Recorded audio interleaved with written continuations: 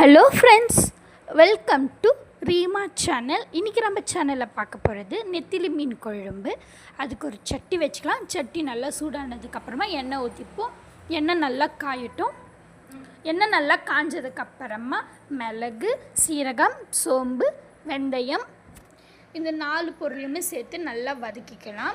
இந்த 4மே தீயாத அளவுக்கு பார்த்துக்கோங்க. நல்லா இதனால் கலந்ததுக்கப்புறமா அடுத்தது நம்ம சேர்த்துக்க போகிறது வெங்காயம். அடுத்து நம்ம சேர்த்துக்கலாம். வெங்காயம் சேர்த்து நல்லா வதக்குங்க. வெங்காயத்தோட பச்சை வாசனை போகிற அளவுக்கு நல்லா வதக்கிக்கலாம். நல்லா வதங்கினதுக்கப்புறமா அடுத்ததாக நம்ம சேர்த்துக்க போகிறது தக்காளி. தக்காளி சேர்த்த உடனே ரொம்ப குழைய வதக்கணும்னு எந்த அவசியமும் இல்லை.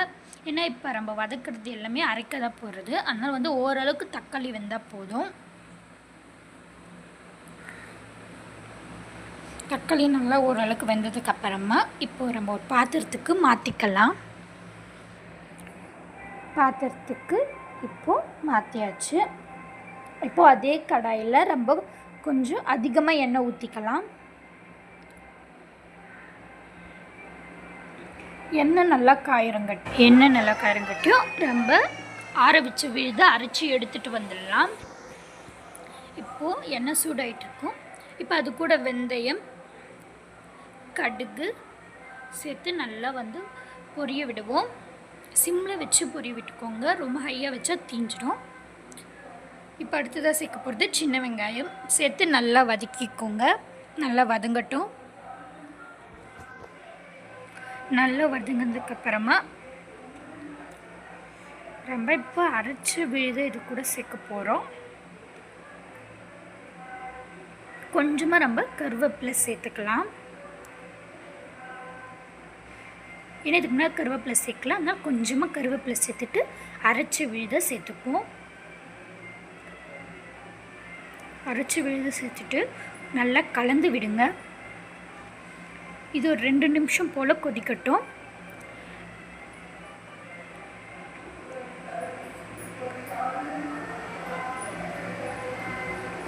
இப்போ உங்களுக்கு நல்லா தெரியும்னு நினைக்கிறேன். சைட்லலாம் எண்ணெய் நல்லா பிரிஞ்சு வந்திருக்கு. எண்ணெய் நல்லா கொதித்து வெந்திருக்கு.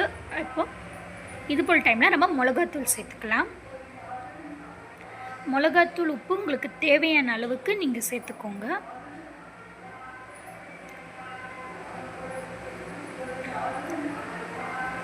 இப்போது நம்ம 2த்தையும் சேர்த்துட்டு நல்லா கலந்து விட போகிறோம்.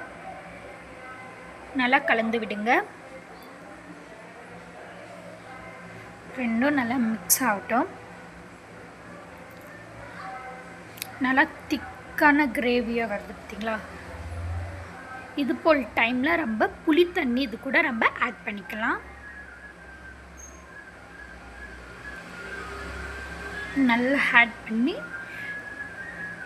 நம்ம தண்ணி ஊற்றிக்கலாம். நான் 1.5 கப்பு தண்ணி ஊற்றிருக்கிறேன். இப்போது டம் போட்டு ரொம்ப மூடி வைக்கலாம்.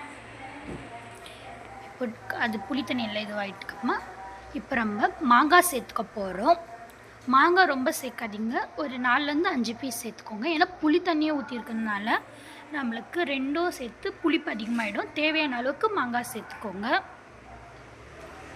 இப்போ க்ளோஸ் பண்ணி வச்சுருந்தோம். மாங்காவும் நல்லா ஓரளவுக்கு வெந்துச்சு. இப்போ அடுத்ததாக நம்ம சேர்த்துக்க போகிறது மீன்.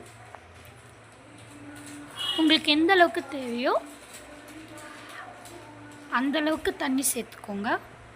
தண்ணி ரொம்ப இதுவாகிட்டிங்கன்னா திக்னஸ் வராது. ஏன்னா மீன்லேயும் ஓரளவுக்கு நம்ம போடும்போது தண்ணி விடும். அதனால் கம்மியாக கொஞ்சம் தண்ணி சேர்த்துக்கோங்க.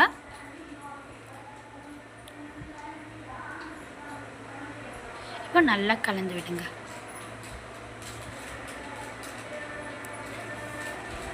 இப்போ டம் போட்டு மூடிடலாம். மீன் ஒரு 10 நிமிஷத்தில் வெந்துடும்.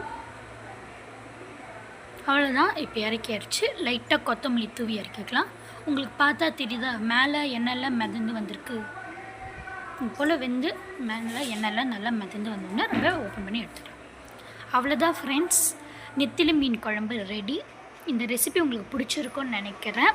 இதே போல் ரெசிபியெல்லாம் பார்க்குறதுக்கு ரீமா சேனல்ஸை சப்ஸ்கிரைப் பண்ணிக்கோங்க, லைக் பண்ணுங்கள், உங்கள் சப்போர்ட்டை கொடுத்துட்டே இருங்க. தேங்க்யூ ஃபார் வாட்சிங்.